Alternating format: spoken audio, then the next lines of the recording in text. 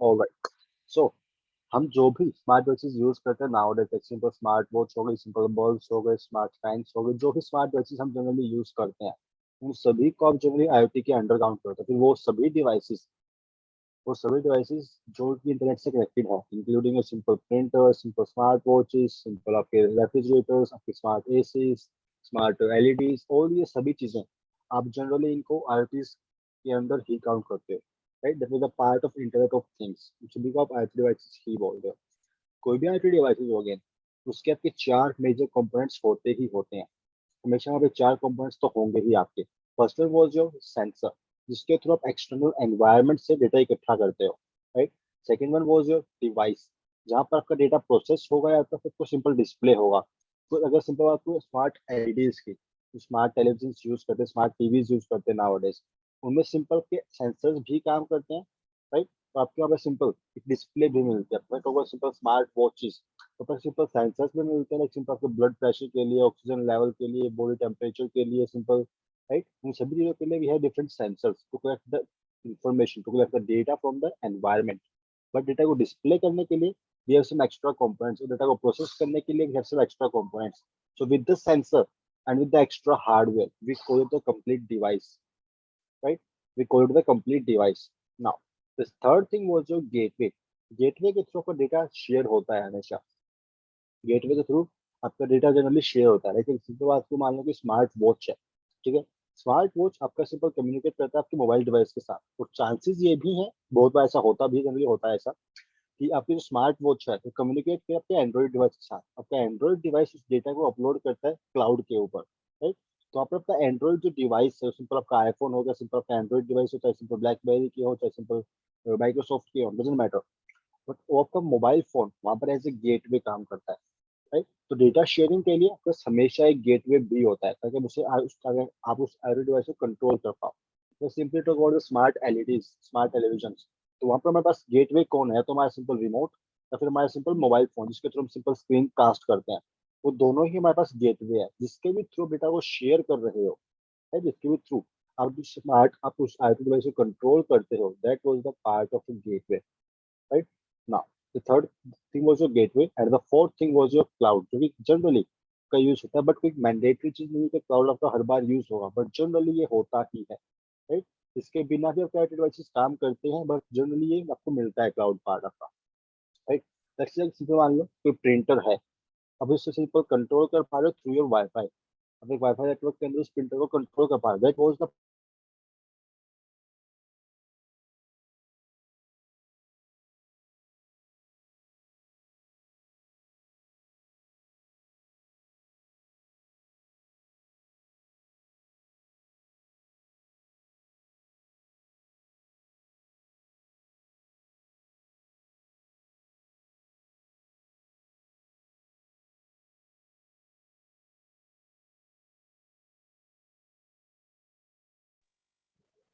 Sir voice नहीं आ रही।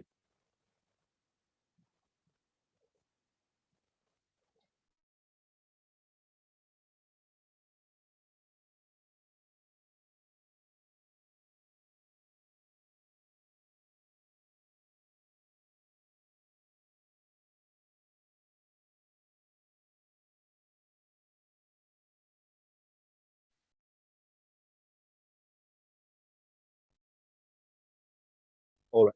सो अगर सिंपल एग्जांपल लेके चलो फोर्थ एलिमेंट क्लाउड के लिए, तो वहां पर आपका एलिमेंट कभी कभी आपको अवेलेबल मिलता है, कभी अवेलेबल नहीं भी मिलता।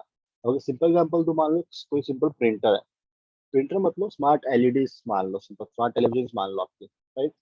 टेलीविजन को आप सिंपली कंट्रोल कर पा रहे हो, बट एक लोकल नेटवर्क के अंदर। राइट। तो स्मार्ट डिवाइस तो है, अब उसे कंट्रोल भी कर पा रहे हो, आपके डिवाइस आपके सिंपल मोबाइल फोन के थ्रू, सिंपल रिमोट के थ्रू कंट्रोल कर पा रहे हो, कोई दिक्कत नहीं है।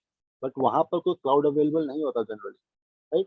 और जो सिंपल एग्जांपल टीवी का मत लो, इसका ले लो सिंपल प्रिंटर का, सिंपल स्मार्ट वॉशिंग मशीन का ले लो, स्मार्ट आपके आपके एसी हो गया, स्मार्ट एसी मान लो। राइट। आप उनको कंट्रोल कर पा रहे हो तो वो लोकल नेटवर्क, आप उनको सिंपल ग्लोबली भी कंट्रोल कर पाते हो एसी को तो बहुत बार। बट एक लोकल नेटवर्क के अंदर भी काम कर सकता है वो, और एक सिंपल अराउंड द ग्लोब भी काम कर सकता है। तो क्लाउड एक मैंडेटरी ऑप्शन नहीं है, बट जनरली हमें देखने को मिलता है वहाँ पर क्लाउड भी as a component for the IoT device, right? ताकि आप उस हार्डवेयर को, उस आईटी डिवाइस को ग्लोबली कंट्रोल कर पाओ. For that part we generally take help for our cloud, right? After these simple four major components for your IoT devices, now let's move toward the basic architecture for your IoT device. The first layer, what we call it perception layer. Under the perception layer, हमारे generally sensors काम करते हैं ताकि आप वहां पर data इकट्ठा कर पाओ from the environment, just to collect the data and just to process the data. Data collection का काम वो होता है सिंपल हमेशा आपके परसेप्शन लेयर के अंदर, राइट? डेटा कलेक्शन का काम होता है हमेशा परसेप्शन लेयर पर, आपके सिंपल सेंसर्स काम करते हैं to collect the data, right? Data collect करने के बाद आपका डेटा सिंपल ट्रांसमिट होता है through your transport layer. Data sharing का काम का ट्रांसपोर्ट लेयर करता है वहां पर, राइट? अब वो ट्रांसमिट डिवाइस के अंदर ही हो रहा है, कहीं डिवाइस के बाहर हो रहा है, फिर तो ग्लोबली हो रहा है, कैसे हो रहा है वो अलग चीज है. But we generally use transport layer to transmit the data in a single in local network through your like your Bluetooth, through your Wi-Fi or through your LTE services as well. Right? वो अलग चीज है. But again, we use the transport layer to transmit our data. Transmission होता है simple यहाँ पर transport layer के अंदर. After transport, आपको जब डेटा रिसीव हो गया आपकी मेन मशीन पे, then we simply apply some operations. Data को सिंपल प्रोसेस करते हैं हम and then we simply generate the results. Processing कैसे होगी वो अलग चीज है, बट जनरली प्रोसेसिंग होती है ऑन योर मेन मशीन. मान लो सिंपल डेटा शेयर हुआ from your smart watch to your Android device, right? ये स्मार्ट वॉच सिंपल जो सेंसर लगे स्मार्ट वॉच के अंदर, जिन्होंने सिंपल डेटा को कलेक्ट किया और भेज दिया आपके मोबाइल फोन के अंदर, तो सेंसर्स काम कर रहे हैं प्रिसेप्शन लेयर पे, राइट? डेटा शेयरिंग हुआ आपके ट्रांसपोर्ट लेयर पे. प्रोसेसिंग कहाँ हुआ? आपके एंड्रॉइड डिवाइस के ऊपर, सिंपल मोबाइल फोन के ऊपर मान लो. प्रोसेसिंग पार्ट हो गया सिंपल आपका मोबाइल फोन के ऊपर. नाउ आपके एप्लीकेशन लेयर जो है, that was the part of human interaction.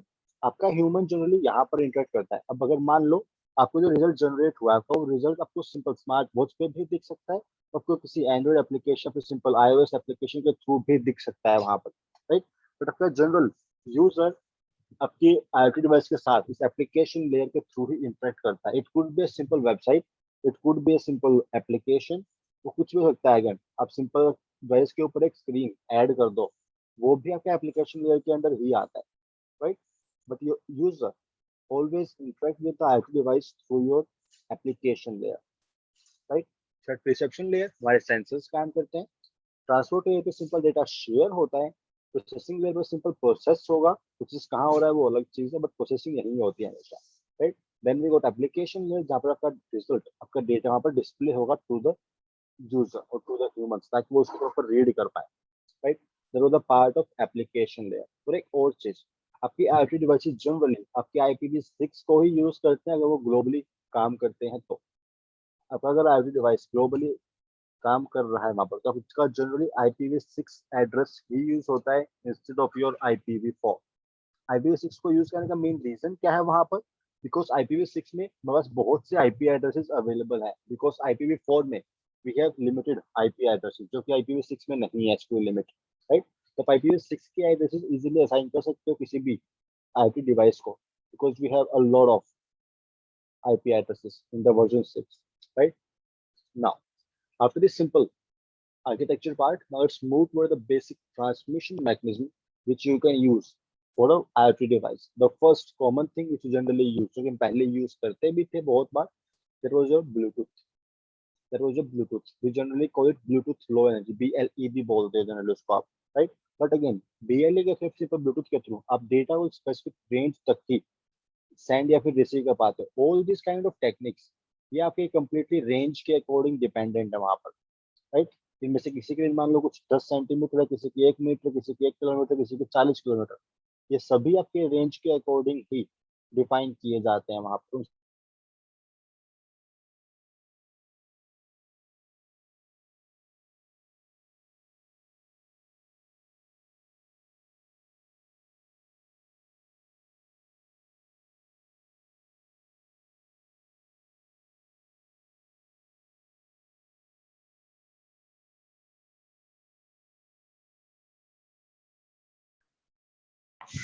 Hello Siddharth.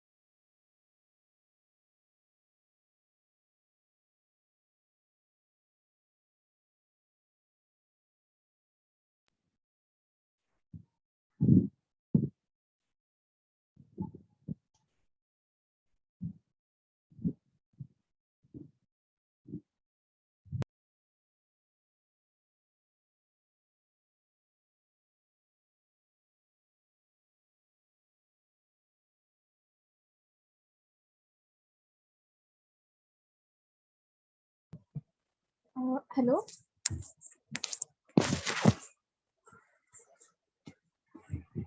Hello, Sir, your voice was not audible. now it's audible. Yes, sir. यार तो मतलब कितनी देर से आवाज नहीं आ रही, like Uh, 2 minute I 5 guess from the first point of wireless transmission mechanism. Alright, तो यहाँ से चलो कोई दिक्कत नहीं, Yes. We start again. Yeah. Okay.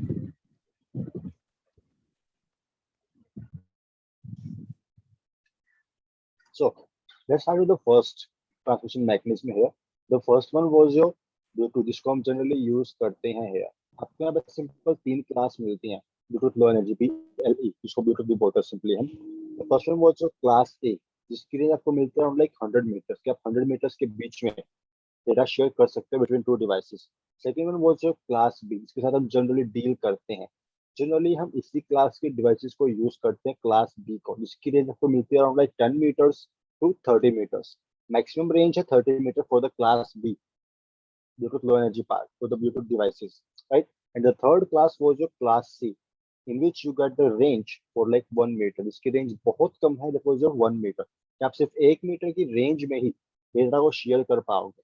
That was your class C Bluetooth devices, right? Now second one was your Wi-Fi, जिसको हम nowadays बहुत यूज करते हैं just to share the data, just to control our IoT devices as well, right? Generally wifi के में मिलता है like 30 metres to 50 metres. इसके लिए आपको मिलती है 30 metres up to 50 meters, right? But if you want to cover a large area for the Wi-Fi, you can use technologies like Wi-Fi Hello. You can use this kind of technologies to cover up a large area for your Wi-Fi networks. आपके यहाँ पर range मिलता है like 1 kilometre because of this low frequency है. आपके यहाँ पे simple मिलता है 900 मेगाहर्ट्ज की फ्रीक्वेंसी, फिर सिंपल आप उसको 1 गीगाहर्ट्ज भी बोलते हैं generally. But because of that low frequency है, you can cover up a large area of around like 1 kilometre. इसको आप बोलते हो वाईफाई हेलो, राइट? बट एक नॉर्मल वाईफाई नेटवर्क के लिए आपको generally 30 metres up to 15 metres तक ही मिलती है. But again it depend on the hardware कि आपने कैसा, कौन सा राउटर वहाँ पे इंस्टॉल किया, चीजें वहां पर भी डिपेंडेंट है, राइट? आपका राउटर कैसा, एक्सेस पॉइंट कैसा, चीजें वहाँ पे कंप्लीटली डिपेंडेंट है. But generally आपको यही रेंज मिलती है for your Wi-Fi networks, right? Now, after Wi-Fi, we have one more kind of transmission mechanism, which we call it as RFID. That again stands for Radio Frequency Identifier. ये हम बहुत use करते हैं. आपने ये simple metro में कोई simple travel किया हो तो मेट्रो कार्ड्स भी आपके इसी के अकॉर्डिंग ही काम करते हैं. और फिर सिंपल जो भी पंच कार्ड्स होते हैं जिनको आप सिंपल पंच करते हो और कोई ऑपरेशन परफॉर्म होता है, वो सिंपल पंच कार्ड भी आपके RFID के या फिर आपके सिंपल NFC के थ्रू ही कार्ड काम करते हैं, राइट? RFID की भी अगेन आपके 3 डिफरेंट टाइप्स मिलती हैं आपको. First one was your active RFID tag, second one was your passive RFID tag, and third one was your semi active और semi passive RFID tag, right? Now, if I go with the first RFID tag, in all the RFID tags, चाहे वो simple data को transmit करे चाहे receive करे, doesn't matter. Let's say if I simply go with a simple example here. Let's go with the paint.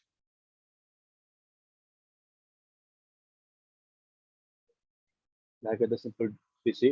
हम जो nowadays जो fast tags use करते हैं तो प्लाजा के लिए, उन फास्ट टैग्स के अंदर भी आपकी यही सेम RFID टैग्स इंस्टॉल होते हैं, राइट?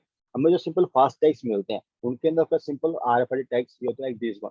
मान लिया सिंपल का फास्ट टैग है यहाँ पर, राइट ना? इसके अंदर आपको जनरली 2 एलिमेंट्स तो मिलते ही हैं हमेशा. फर्स्ट वन वो जो simple magnetic coil as a antenna वो मिलती है हमेशा, राइट? जो कि अराउंड इसके बाहर ही कहीं ना कहीं रिवॉल्व रहती है, राइट? उसके बीच में होता है हमारे पास सिंपल एक छोटा सा processor, and in the between of that part we got a simple small processor here, right? जिसके थ्रू आप जनरली डेटा को प्रोसेस करते हो. आपको जो सिंपल ट्रांसमिशन के लिए सिग्नल मिला है तो सिग्नल को प्रोसेस करने का काम आपका सिंपल छोटा सा प्रोसेसर करता है यहाँ पर. और इसके अराउंड यहाँ पर बाहर बाहर इसके एक सिंपल आपकी कॉपर वायर की कोटिंग रहती है ताकि आप डेटा को प्रॉपर रिसीव कर पाओ, ट्रांसमिट कर पाओ एज अ एंटीना. की कॉपर वायर यहाँ पर काम करती है, right? Now if I go with simple RFID tags, just draw one more here. एक और मान लेते हैं यहाँ पे कि एक और RFID है हमारे पास यहाँ पे कोई. ये मान लो कि टोल प्लाजा का एग्जांपल है सिंपल. आप टोल प्लाजा पे हो तो टोल प्लाजा पे जनरली ऐसे कुछ दिखता है to capture the signal, to send the signals. ये हमारे पास सिंपल, इसको आप ट्रांसमीटर बोल दो। आपकी हर एक RFID टैग्स के अंदर ट्रांसमीटर भी होता है और रिसीवर भी होता है। यहाँ पर भी आपको ट्रांसमीटर भी मिलेगा और रिसीवर भी मिलेगा, हर जगह मिलेगा वो। हर एक RFID टैग के अंदर ट्रांसमीटर और रिसीवर दोनों होते हैं, राइट। ट्रांसमीटर इसलिए कि आप सिंपल सिग्नल को भेज पाओ वहां पर, सिग्नल्स को ट्रांसमिट करने के लिए सिंपल ट्रांसमीटर एंड रिसीव करने के लिए simple receivers out there, right. Now other than this part, if I go with simple active RFID tags,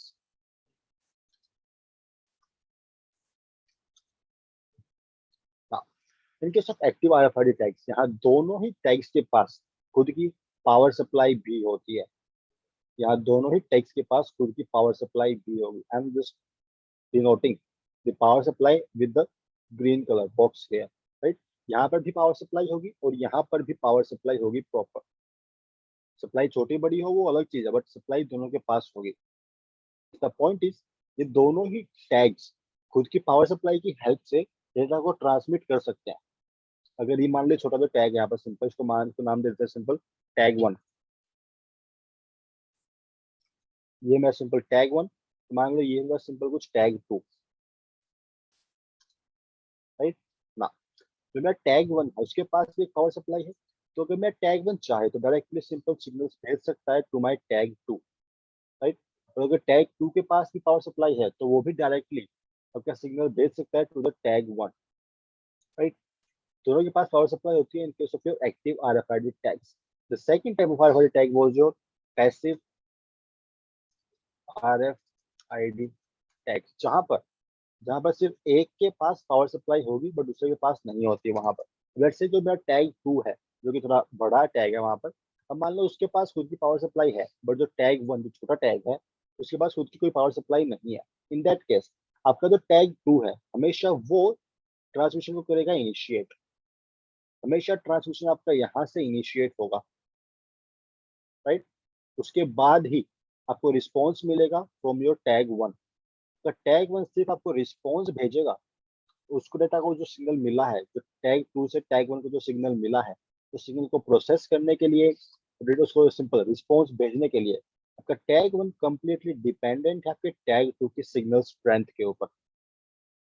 signal को प्रोसेस करने के लिए और दोबारा सेंड करने के लिए आपका टैग 1 कंप्लीटली डिपेंड करता है टैग 2 की सिग्नल स्ट्रेंथ के ऊपर, राइट। बिकॉज इसके पास खुद की कोई पावर सप्लाई नहीं है, यहाँ पर खुद की कोई पावर सप्लाई नहीं है इसके पास, बिकॉज दैट्स वाई ये कंप्लीटली टैग 2 से आने वाले सिग्नल को स्टोर करता है और उसकी स्ट्रेंथ को ही यूज करता है ताकि वो सिग्नल का रिस्पॉन्स भेज पाए, वापस उसे प्रोसेस कर पाए, right. That was the part of passive RFID tags, जहाँ पर दो में से किसी एक के पास ही की पावर सप्लाई होती है, right. If I go with simple active tags की रेंज आपको काफी ज्यादा मिलती है, लाइक सिंपल 30 मीटर तक की रेंज मिलती है आपको एक्टिव RFID टैग्स के अंदर, right. Now second one was your passive RFID tag, जिसकी आपको अराउंड मैक्स टू मैक्स मिलती है 10 मीटर्स, राइट। इसकी मैक्सिमम रेंज है your 10 metres, right. Now the third kind of RFID tag we called semi active और semi passive RFID tags. Passive की range actually आपको बहुत कम मिलती है, तो जो सिंपल लाइक 3 to 5 की ही रहती है इसकी। Max to max for the passive tag for your 3 to 5 meters, right? Now, the third kind of tags that we call it semi-active or semi-passive RFID tags, semi-active or semi-passive tags. यहाँ पर कोई semi active और semi passive tags, power supply दोनों के पास होती है, power supply दोनों के पास है, यहाँ भी पावर सप्लाई होगी और वहां भी होगी, सेम चीज है। But the condition is, the point is, यहाँ पर आपने सिर्फ एक ही टैग्स ट्रांसमिशन को इनिशिएट करता है हमेशा। यहाँ पर टैग 1 खुद से कभी ट्रांसमिशन को इनिशिएट नहीं करेगा, नहीं। जब टैग 1 को सिग्नल मिलेगा टैग 2 से, तभी आपका टैग 1 खुद की पावर सप्लाई को यूज करेगा सिग्नल को प्रोसेस करने के लिए और उसका रिस्पॉन्स भेजने के लिए। यहाँ पर टैग 1 डिपेंडेंट नहीं है स्ट्रेंथ के लिए, पावर के लिए डिपेंडेंट नहीं है बस वो, लेकिन यहाँ पे टैग 1 खुद से कभी भी ट्रांसमिशन को इनिशिएट नहीं करता। आपके ट्रांसमिशन की रिक्वेस्ट हमेशा टैग 2 से ही आती है, right. So there was the part of semi active और सेमी पैसिव टैग्स, जहाँ पर स्ट्रेंथ दोनों के पास है, पावर दोनों के पास है, बट यूज उनमें से सिर्फ एक ही करेगा वहां पर। There was the part of semi active और सेमी पैसिव आरएफआईडी टैग। इसकी रेंज आपको मिलती है जनरली, नोट दिस वन, आपको यहाँ रेंज मिलती है around like 10 metres, right? Now, after this RFID tags, now let's move toward our next communication channel, that was your NFC. We call it near field communication, जिसको हम generally use करते हैं इन अवर ATM cards और अवर simple credit cards के अंदर जब कोई simple मिलता है एनएफसी एनेबल्ड, राइट? आपने देखा भी होगा क्योंकि एटीएम कार्ड्स के ऊपर सिंपल कुछ वाईफाई के सिग्नल्स प्रिंटेड आते हैं, like this one,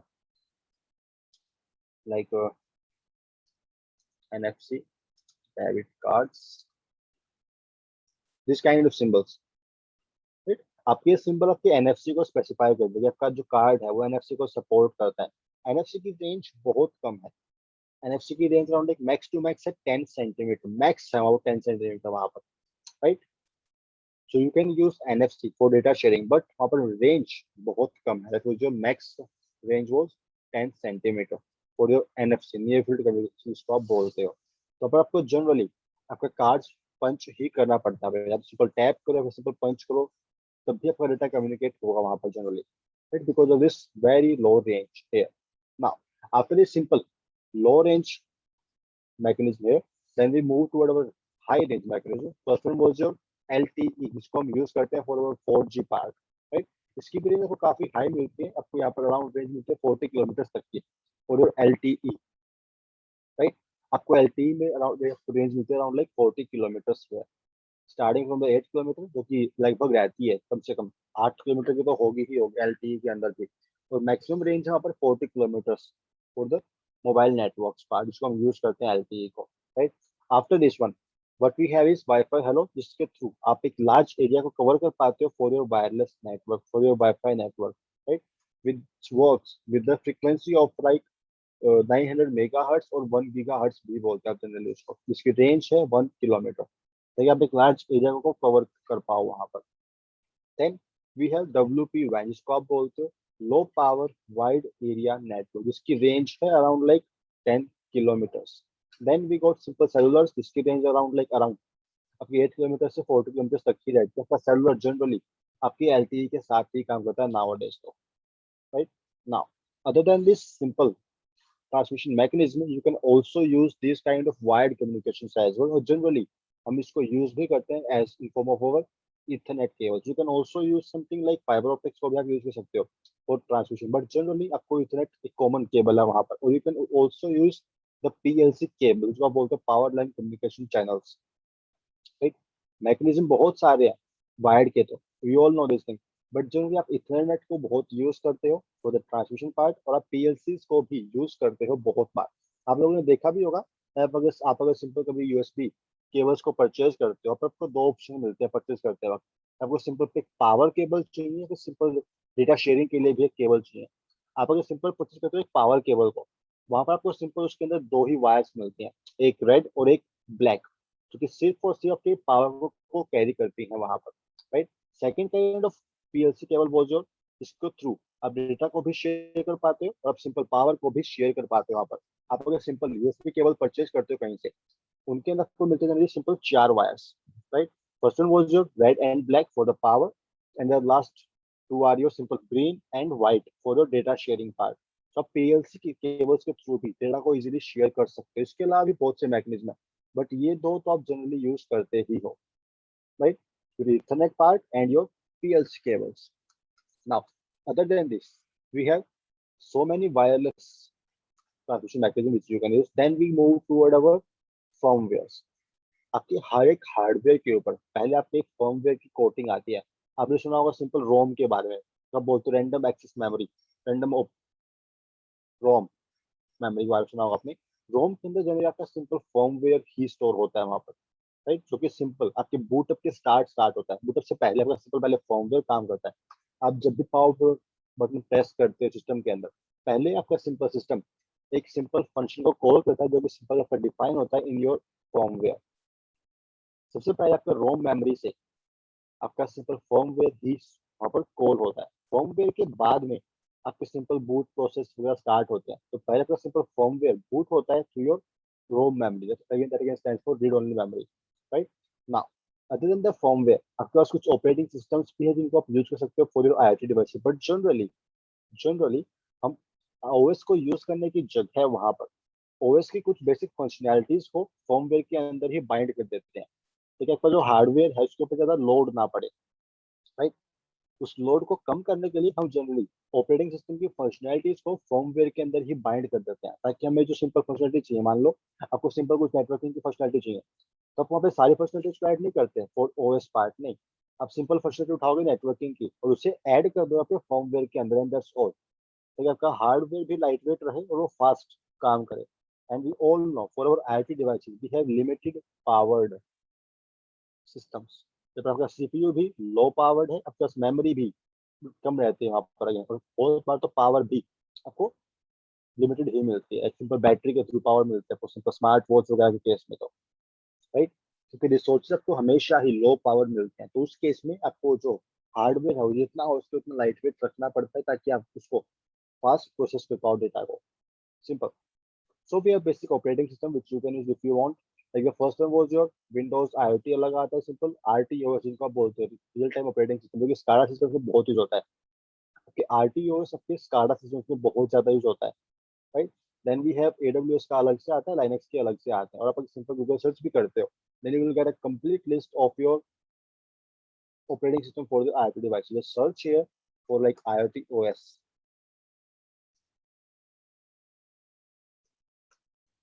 And we got a list of all the operating system which you can use. Simple कुछ popular operating systems हैं, ये सभी नहीं है, बस कुछ ही popular operating systems हैं यहाँ पर. If you want, you can use them for your IoT devices. But generally, for our IoT devices, we generally embed the functionality for the operating system with our firmware, ताकि उसको हम lightweight रख पाए. Important part. Now, after this one, we have basic communication model for our IoT devices, right? The first model was a device to device, जहाँ पर simple दो IoT devices data share करते हैं आपस में एक दूसरे के साथ, राइट? जहाँ पर सिंपल दो आपके IoT डिवाइस डेटा शेयर करते हैं एक दूसरे के साथ में, data was shared among two different IoT devices. Second one was your device to cloud model. आपका अगर IoT डिवाइस डायरेक्टली कम्युनिकेट कर पाता है आपके सिंपल क्लाउड से, that was also a kind of communication model. We call it device to cloud, जहाँ पर आपका IoT डिवाइस विदाउट किसी आपके एक्सटर्नल हार्डवेयर के डायरेक्टली कम्युनिकेट कर पा रहा है globally to the cloud, right? मान लो सिंपल स्मार्ट वॉच है, आपके पास simple smart watch directly communicate कर पा रही है सिंपल क्लाउड से, that was the part of device to cloud model. आपको ना ही तो मोबाइल फोन चाहिए ना ही कुछ और चाहिए, that was the part of device to cloud model, जहाँ पर आपका simple IoT devices directly communicate करता है with your cloud, right? Third one was your device to gateway, आपका सिंपल डेटा शेयरिंग हो रहा है डिवाइस और सिंपल आपके गेटवे के बीच में। गेटवे मान लो सिंपल आपका मोबाइल फोन हो गया इस केस में, राइट? डेटा शेयरिंग हो रहा है आपके स्मार्ट वॉच और मोबाइल फोन के बीच में, that was the part of device to gateway model, right? उस गेटवे से डाटा कहीं और जा रहा है, मान लो क्लाउड पे जा रहा है, राइट? वॉच ने डेटा को जनरेट किया, जनरेट करने के बाद सिंपल सेंड किया मोबाइल फोन के पास, that was the gateway, right? Mobile phone से डेटा कहाँ पहुंचा? क्लाउड के पास। That kind of model was known as device to gateway model, right? The fourth one was your back end data sharing model, जहां पर आपका जो data store है क्लाउड के ऊपर वो शेयर हो रहा है किसी थर्ड वेंडर के साथ में, राइट? आपका जो डेटा स्टोर है क्लाउड के ऊपर, आपका जो डेटा स्टोर है मोबाइल फोन के ऊपर मान लो कहीं भी, आप अगर उसको कहीं शेयर कर रहे हो किसी थर्ड वेंडर के साथ, किसी थर्ड पर्सन के साथ में, that was the part of back end data sharing models, और ये बहुत होता भी है, आपका डेटा बहुत शेयर होता है, right? So these are the four basic communication model for your IoT devices. First one was your device to device, जहाँ सिंपल दो डिवाइस आपस में कम्युनिकेट करते हैं for your data sharing part. Second one was your device to cloud, जहाँ पर आपका simple device directly communicate करता है to your cloud. Third one was your device to gateway, जहाँ पर आपका सिंपल डिवाइस कम्युनिकेट करता है to the gateway first and then communicate with the other machine like simple cloud, right? And the fourth one was your back-end data sharing model, जहाँ पर आपका simple stored data share हो रहा है किसी third vendor के साथ में। Now, other than this simple communication model, now we can move toward the basic challenges for the IoT devices, right?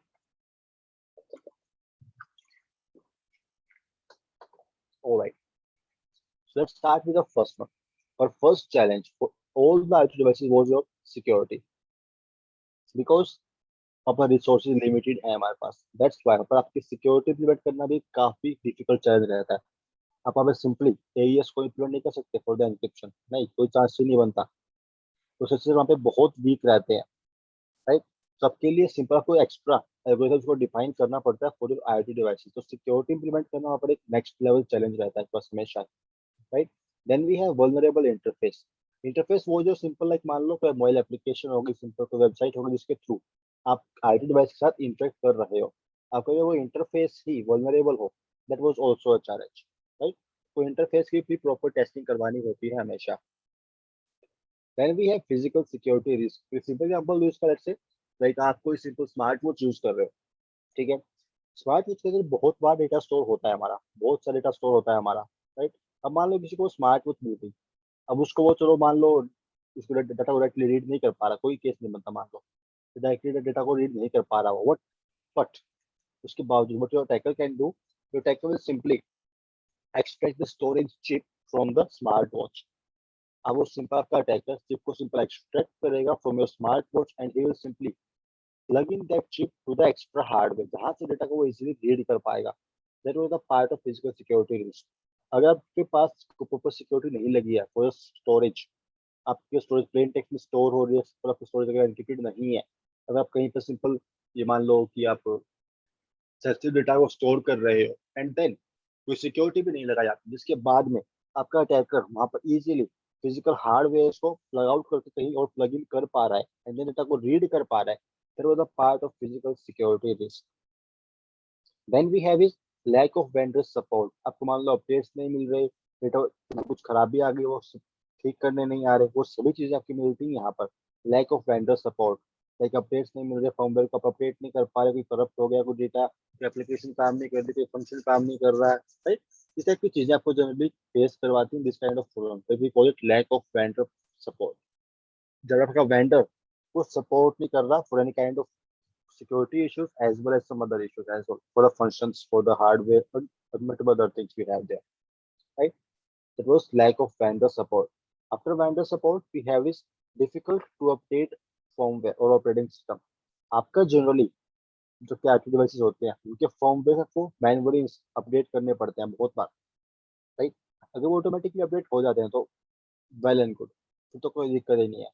तो यहाँ पर मैनुअली अपडेट करने पड़ते हैं आपको, और अपडेट करना भी एक महाभारत है अलग से। That was the part of difficult to update firmware. बहुत से केस में आपको सिंपल, बहुत से केसों को सिंपल हार्ड ड्राइव के through, simple plug in, simple USB के थ्रू, सिंपल एसडी कार्ड के थ्रू, सिंपल आपके इंटरनेट के थ्रू आप फर्मवेयर को अपडेट कर पाते हैं इजीली। बट बहुत बार आपको नानी याद आ जाती है फर्मवेयर को अपडेट करते वक्त, राइट। तो फर्मवेयर को अपडेट करना अगर बहुत डिफिकल्ट है in your IT devices, we call it here difficult to update firmware or operating systems there. Now after this one we have interoperability issue। आपके अगर दो डिफरेंट वेंडर्स के आईटी डिवाइस आपस में कंपेटेबल नहीं है, मान लो आपने सिंपल दो स्पीकर्स खरीदे, एक मान लो बोट का है, एक मान लो JBL का है, राइट। आपको दोनों को पेयर करना है सेम मोबाइल फोन से, आप दोनों को पेयर नहीं कर पा रहे, that was the part of interoperability issues, कि आपके दो आईटी डिवाइस आपस में काम नहीं कर रहे एक दूसरे के साथ में, राइट। ये बहुत बार होता भी है। that was a part of interoperability issue। चाहे डिवाइस दो वेंडर के हो चाहे सेम वेंडर के हो मान लो, तब भी ये इश्यूज आपको बहुत मिलते हैं, right.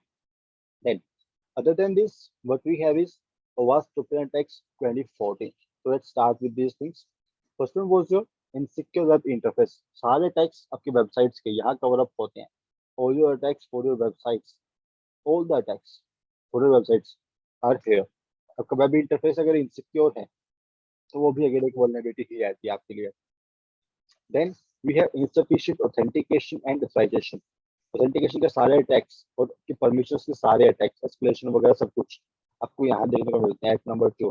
Then we have insecure network services. आपकी जो सर्विसेज है, मान लो सिंपल यूपीएनपी यूज कर रहे हो, आप MQTT यूज कर रहे हो, और मान लो सर्विसेज आपकी प्रॉपर सिक्योर नहीं है वहां पर for the IT devices, that was again a issue for you, right. Proper implement नहीं किया, मान लो कोई मिसकॉन्फ़िगरेशन है, कोई भी इशू हो सर्विस को लेके, आप डिफॉल्ट पर अकाउंट यूज करो, डिफॉल्ट पासवर्ड यूज करो, वो सभी चीजें आपकी यही कवर अप होती हैं as your insecure network services, right. Then we have is lack of transport layer security, कि आपने प्रॉपर कोई सिक्योरिटी चेक नहीं लगा, आप सिंपल TLS यूज नहीं कर रहे, आप सिंपल SSL भी यूज नहीं कर रहे, आप सिंपल प्लेन टेक्स्ट में ट्रांसमिशन कर रहे हो, that was the part of transport layer security, right. तो पर कोई एन्क्रिप्शन फॉलो नहीं हो रहा, कोई हैश स्ट्रिंग फॉलो नहीं हो रही, कोई data sharing, data security part, अब ना ही तो SSL को यूज कर रहे हो, ना ही आप TLS को यूज कर रहे हो to make that service secure. That was the part of lack of transport layer security. Then we have privacy concerns, जहाँ पर आपका डेटा शेयर हो रहा है through other vendors, with other vendors, right? वो भी सिंपल प्राइवेसी कंसर्न्स के under ही आता है, किसी आपसे पूछे बिना आपका डेटा किसी और के साथ शेयर हो रहा है, that was the part here. Then we have insecure cloud interface, तो अगर क्लाउड सिक्योर नहीं है, तो मान लो कि मोबाइल इंटरफेस सिक्योर नहीं है, वो सभी चीजें यहीं आती हैं। We have different interface, we have the web interface, we have cloud interface, and we also have mobile interface. अगर इनमें से किसी के साथ भी कोई भी एक वल्नरेबिलिटी एग्जिस्ट करती है, that was the weakness here, that was again a weakness here, right? After this part we have insufficient security configurability, right? आपने प्रॉपर सिक्योरिटी को कॉन्फ़िगर नहीं किया है, एक मान लो आपने सिंपल डेटा को एनक्रिप्ट नहीं किया, अगर मान लो डेटा को स्टोर हो रहा है डिवाइस के अंदर, आपने यहाँ पे कोई एनक्रिप्शन यूज नहीं किया, अगर डाटा ट्रांसमिट हो रहा है तो आप वहां पर भी कोई चेक्स नहीं लगाया, आपने आपने तो सिक्योरिटी को इम्प्लीमेंट ही नहीं किया वहां पर, और अगर आपने वीक सिक्योरिटी को इम्प्लीमेंट किया है, दैट वाज द पार्ट है, आप सिंपल इसको रिलेट कर सकते हो to your like broken cryptography part. We have a vulnerability we called broken cryptography, जहां पर आप वीक एन्क्रिप्शन एल्गोरिथम्स को यूज कर रहे हो, या फिर आप कोई भी वीक क्रिप्टोग्राफी फंक्शंस को यूज कर रहे हो, या फिर आपने सिंपल उनको यूज ही नहीं किया। The same thing was here, insufficient security configurability, right, कि आपने ना तो आपने उन्हें कॉन्फ़िगर ही नहीं किया सिक्योरिटी के लिए आपकी डिवाइस को, तो सिंपल बिल्कुल फ्री है, और पर बिल्कुल फ्री डेटा स्टोरेज है, राइट। इसको प्लेन टेक्स्ट स्टोरेज है, प्लेन टेक्स्ट ट्रांसमिशन, सब कुछ प्लेन टेक्स्ट, वहाँ पर कोई एन्क्रिप्शन एल्गोरिथम कुछ फॉलो नहीं हो रहा, that was the part of insufficient security configurability, right. वहाँ पर कोई कॉन्फ़िगरेशन है ही नहीं। Then we have insecure software और हार्डवेयर, आपका सिंपल जो फर्मवेयर है, उसके अंदर कोई वीकनेस आपको मिलती है, that was again a vulnerability, right. आपको अगर हार्डवेयर के अंदर ही मान लो कोई वल्नरेबिलिटी मिलती है आपको, that was again a issue for you. Then we have poor integrity, like poor physical security, the same thing was here, और लाइक सिंपल स्टोरेज पार्ट आता है जल्दी यहाँ पर आपका, राइट। आप सिंपल स्टोरेज चिप को एक्सट्रैक्ट कर पा रहे हो, उसे कहीं और प्लग इन कर पा रहे हो, and then you are able to extract the data, वो चीजें भी कवर अप होती हैं यहाँ पर, we call it poor physical security. Then what we have is common attacks for your IoT devices. Now let's start with this one here. The first thing was your device memory containing credentials.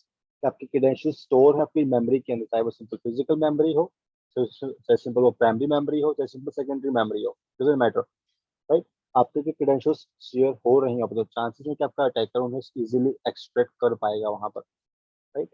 Then we have is access control issues, right. Permissions को लेकर जो भी attacks आते हैं वो सभी आपके access controls के अंदर ही आते हैं, कि आप बिना परमिशन के फंक्शन कॉल कर पा रहे हो, परमिशंस को मॉडिफाई कर पा रहे हो, किसी और अकाउंट के एक्सेस ले पा रहे हो through the either kind of attack, वो सभी चीज आपके यहीं आते हैं in your access control issues. Then we have simple firmware extraction, कि आप फर्मवेयर को एक्सट्रैक्ट कर पा रहे हो, उन्हें प्रॉपर एनालाइज कर पा रहे हो, फिर मान लो मॉडिफाई कर पा रहे हो, आफ्टर मॉडिफिकेशन आप अगर उन्हें सिंपल रीपैकेज भी कर पाते हो फर्मवेयर को, सिंपल आप उसको अपलोड भी कर पा रहे हो कहीं और, अगर मान लो आपके विक्टिम ने उसे इंस्टॉल भी कर लिया, there was the part here कि आप फर्मवेयर को प्रॉपर एक्सट्रैक्ट कर पा रहे हो इजीली, राइट। तो फर्मवेयर भी इजीली एक्सट्रैक्ट नहीं होने चाहिए वहां पे। Then what we have is privilege escalation, चाहे हॉरिजॉन्टल हो चाहे वर्टिकल हो गए, both the things were covered there. Then we have resetting to an insecure state. Let's say like आप अभी कोई मान लो मोबाइल फोन यूज कर रहे हो, IoT को छोड़ो, एक बार सिंपल एग्जांपल ले लो, आप मान लो मोबाइल फोन यूज कर रहे हो अभी के लिए सिंपल, ठीक है। The latest version for the Android device was your version 11, 12 तो अभी बी बीटा स्टेट में नहीं है, खैर का जो 11 वर्जन है वो लेटेस्ट वन मान लो, ठीक है। अब मान लो एक हफ्ते पहले आपको मिली 11 की अपडेट, अभी तक आप यूज कर रहे थे एंड्रॉइड वर्जन 10, राइट, बट एक हफ्ते पहले आपको मिला एंड्रॉइड वर्जन 11 का अपडेट, आपने उसे अपडेट कर लिया, मोबाइल डिवाइस को प्रॉपर इंस्टॉल कर लिया, आप अभी यूज कर रहे हो वर्जन 11 को एक हफ्ते से, ठीक है। तो आपने एक हफ्ते पहले उसको अपग्रेड किया है 10 से 11 पे, पॉइंट इज ना। अब मान लो किसी कारणवश किसी भी रीजन से आपको आपका डिवाइस करना पड़े वहां पर रीसेट, राइट, और आपका डिवाइस रीसेट के बाद आपको दोबारा वर्जन 10 पे ले आए, ना कि 11 पे, आपको दोबारा अगर वो वर्जन 10 पे लेके आता है, दैट वाज द पार्ट है resetting to an insecure state. क्या पुराने वर्जन के ऊपर दोबारा जा रहे हो, राइट? आप अपडेट्स को अनइंस्टॉल करके दोबारा ओल्ड वर्जन्स को इंस्टॉल कर रहे हो, दैट वाज द पार्ट है। जनरली होता भी है, आप जब भी डिवाइस को फ्रेश क्लीन करते हो, सिंपल जब भी डिवाइस को रीसेट करते हैं, राइट, तो जो सिस्टम एप्लीकेशन आपको मिलते हैं जनरली सिंपल, तो सभी सिस्टम एप्लीकेशन आपको हमेशा अपडेट करनी पड़ती है, बिकॉज वहाँ पर आपका हमेशा ही एक ओल्ड वर्जन स्टोर होता है, राइट? उनको आप पर्सनली सबको अपडेट करनी पड़ती है हर बार, बिकॉज वहाँ पर एक आपका ओल्ड वर्जन स्टोर होता है। The same thing was here, resetting to an insecure state, right? Then what we have is removal of storage media, same physical storage वाला केस है यहाँ पर। Then we got web attacks for web interface here. Then we got some firmware attacks, क्या firmware को extract कर रहे हो, अगर खुद से कोई कोड एम्बेड कर पा रहे हो, जैसे रिवर्स कनेक्शन को लेके हो, चाहे डोस के लिए हो, चाहे कोई बेसिक स्क्रिप्ट हो, चाहे सिंपल स्निफिंग के लिए हो, चाहे कोई भी अगेन एमआईटीएम के लिए बेसिक जो भी कोड हो, राइट? बट आप फर्मवेयर के थ्रू भी बहुत से अटैक्स इजीली परफॉर्म कर सकते हो। You can easily crash the hardware with your firmware attacks. Now, after firmware attacks, what we have is network service attacks. आपके जो सर्विस के ऊपर अटैक करते हो पर्टिकुलरली, आप पर्टिकुलरली किसी सर्विस के ऊपर अटैक करते हो, that was the part here. Then we got unencrypted local data storage. Same चीज है वहां पर भी, आपके लिए सिंपल डेटा एट रेस्ट के लिए कोई सिक्योरिटी चेक्स नहीं लगाए, अगर लगाए होते तो डेटा आपका एनक्रिप्टेड होता प्रॉपर। आप एनक्रिप्ट नहीं कर रहे हो, सिंपल मान लो आप एनकोडिंग कर रहे हो, सिंपल प्लेन टेक्स्ट में स्टोरेज कर रहे हो, वो चीजें भी आपके लिए अगेन एक थ्रेट्स ही रहते हैं आगे। Then what we have is cloud computing attacks. तो क्लाउड के लेके जो भी अटैक्स है सिंपल, चाहे सिंपल परमिशंस को लेके हो, चाहे सिंपल आपके एक्सेस कंट्रोल्स को लेके हो, अगेन वो सभी आपके यहाँ कवर अप होते हैं। Then we got malicious updates, जो कि सिंपल आपको देखने को मिला भी था in your last year attack for the Solar Wind. तब आपके मैलिशियस अपडेट्स के थ्रू ही आपकी बहुत सी कंपनीज कॉम्प्रोमाइज हुई थी। तो ये मैलिशियस अपडेट आपको मिलती है and you simply update your device, तो चांसेस कि उसके थ्रू भी आपका डिवाइस वहाँ पर इजीली कॉम्प्रोमाइज हो जाए। और बीइंग अ नॉर्मल यूजर, हम अपडेट्स को कभी टेस्ट नहीं करते, we never test those updates. हम सिंपली उन्हें इंस्टॉल कर लेते हैं in our main device, right? तो हम अपडेट्स को तो कभी टेस्ट करते ही नहीं, वो अलग केस है। खैर, पर अगर मैलिशियस अपडेट्स मिलती हैं आपको, तो आपने इंस्टॉल कर ले, तो चांसेस कि आपके डिवाइस वहाँ पर इजीली कॉम्प्रोमाइज हो जाए वहाँ पे। Then what we have is insecure APIs, right? If I go with simple API part, आप सिंपल डेटा को शेयर करने के लिए मान लो तो कोई सिंपल फंक्शन लिखा है क्लाउड के ऊपर, ठीक है? आप मान लो फंक्शन लिखा है लाइक एडब्ल्यूएस लैम्बडा के लिए, आप सिंपल ओटीपी जनरेट करने के लिए आप सिंपल फंक्शन लिखा है लैम्बडा के ऊपर, एडब्ल्यूएस लैम्बडा के ऊपर, ठीक है? आप ओटीपी जनरेट कर रहे हो क्लाउड की हेल्प से, बट उसको कॉल करने के लिए we have a specific URL, right? उस यूआरएल उस कॉलिंग फंक्शन को आप बोलते हैं सिंपल एपीआई, राइट? देन अगर आपकी वो एपीआई ही इनसिक्योर है, आपका अगर वो फंक्शन ही इनसिक्योर, आपका सिंपल वो मेथड ही इनसिक्योर है, that was the part here, that was the part here, right? After this part, we have mobile application threats. Again, OAuth crypto attacks for the mobile application, वो सभी आपके यहाँ cover up होते हैं। Then we got DOS and DDoS, और okay firmware के ऊपर अलग डोस मिलता है, we call it PDoS, permanent DoS attacks, जिसके थ्रू आप जनरली हार्डवेयर को क्रैश करते हो। और फर्मवेयर के थ्रू आपके हार्डवेयर को क्रैश करना बहुत ईजी है अगेन, राइट? आपको बस कुछ बेसिक स्क्रिप्ट्स वहाँ पर ऐड करनी है, like simple this kind of script आप अगर ऐड करते हो फर्मवेयर के अंदर, मान लो कि सिंपल ऐड किया लाइक %0 5% जिसको सिंपल फोर्क बॉम्ब बोलते हो, right?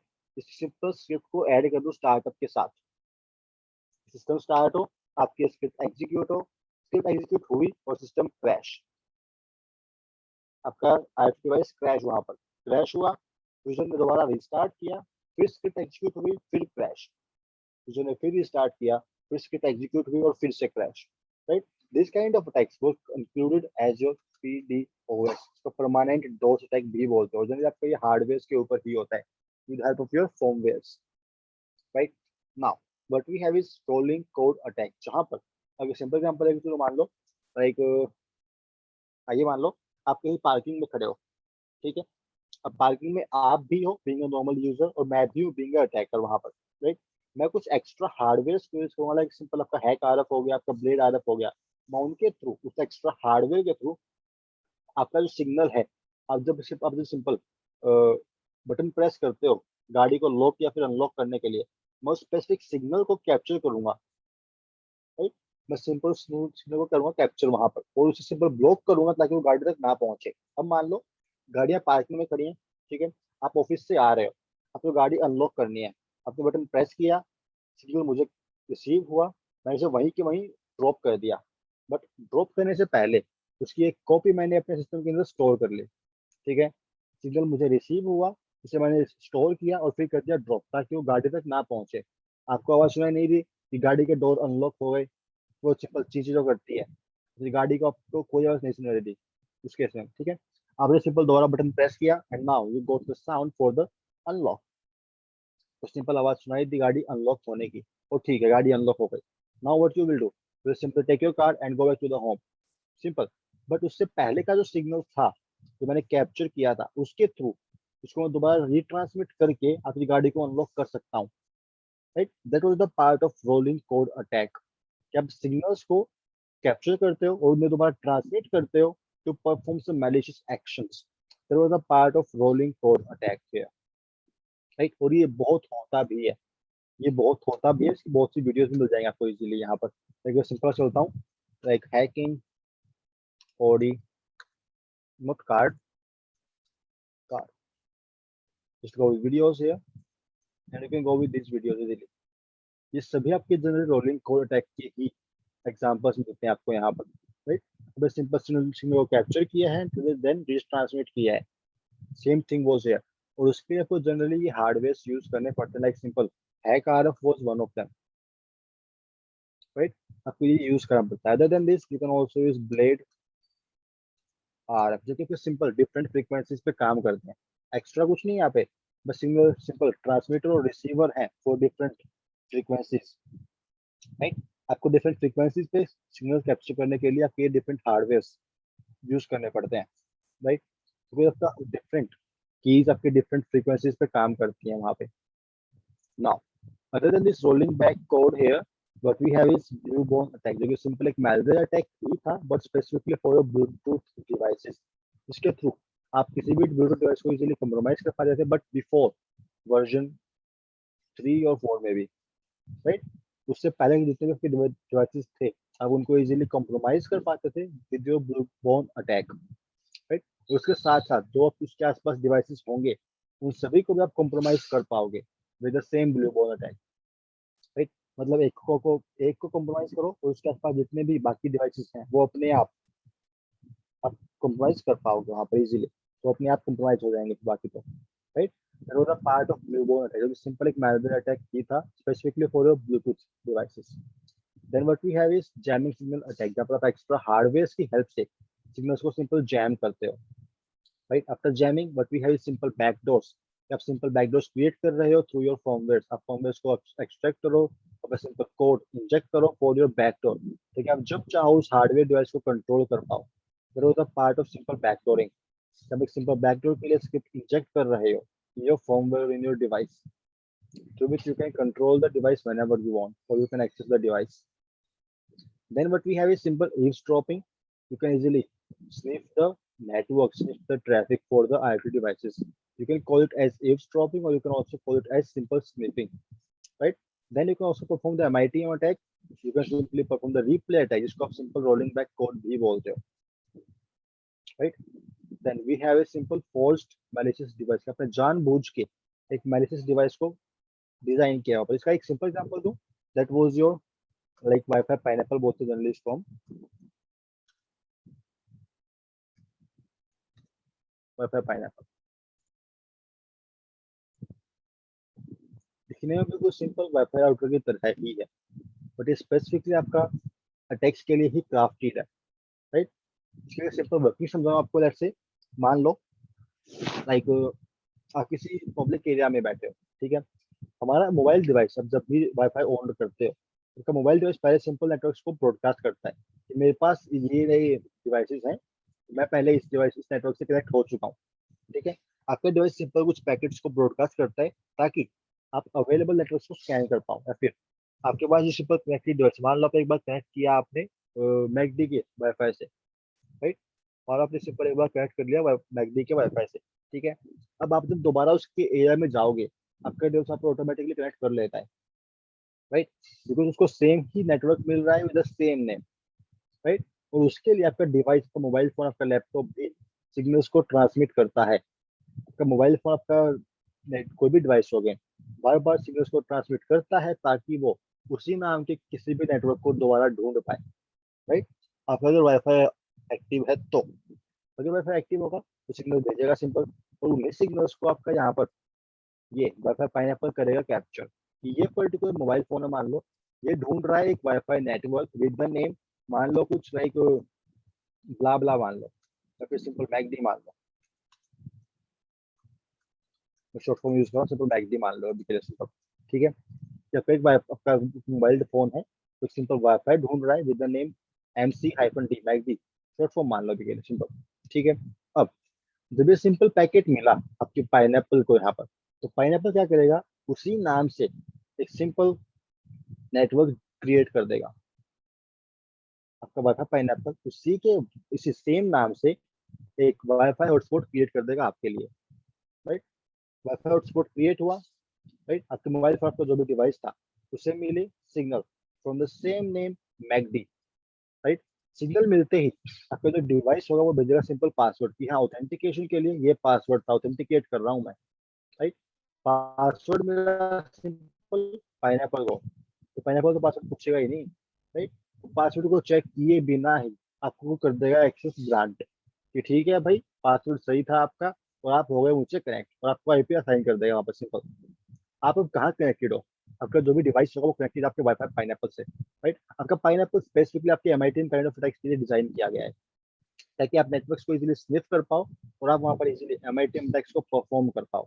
But the point is आपका वाईफाई पाइनएप्पल खुद से नेटवर्क्स को डिजाइन करता है वहाँ पर, राइट। आपके लिए खुद ब खुद एक हॉटस्पॉट जनरेट कर देता है ताकि आप इसके साथ कनेक्ट हो, आपका डिवाइस यहाँ पर सिंपल कनेक्ट हो और ताकि आपके ट्रैफिक यहाँ पर कैप्चर कर पाए तो पाइनएप्पल आपका, right.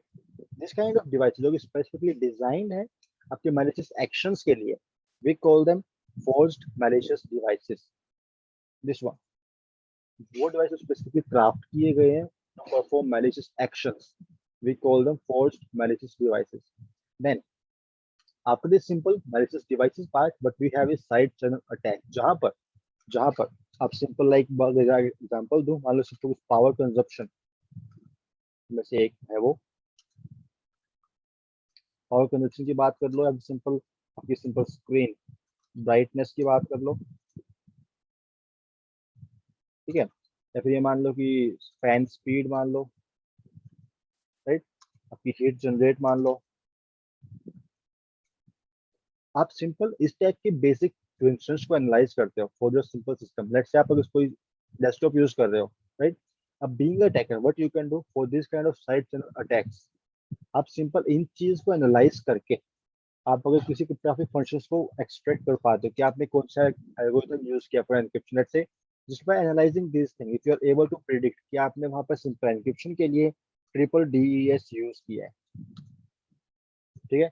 This kind of attacks वो known as side channel attack, जहां पर आप बेसिक सिस्टम फंक्शंस को एनालाइज करते हो लाइक दिस वन कि कितनी पावर कंज्यूम हुई है वहां पर, स्क्रीन की ब्राइटनेस क्या थी वहां पर, फैन कितनी स्पीड से रन कर रहा था, कितनी देर के लिए रन किया फैन ने वहां पर, right.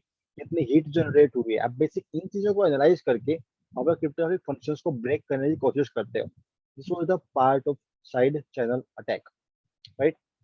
Now after side channel attack what we have is ransomware attack, which again we all know is a very critical attack for any kind of device, not only for your IoT. Ransomware attack is very critical attack for any of your devices, right. Now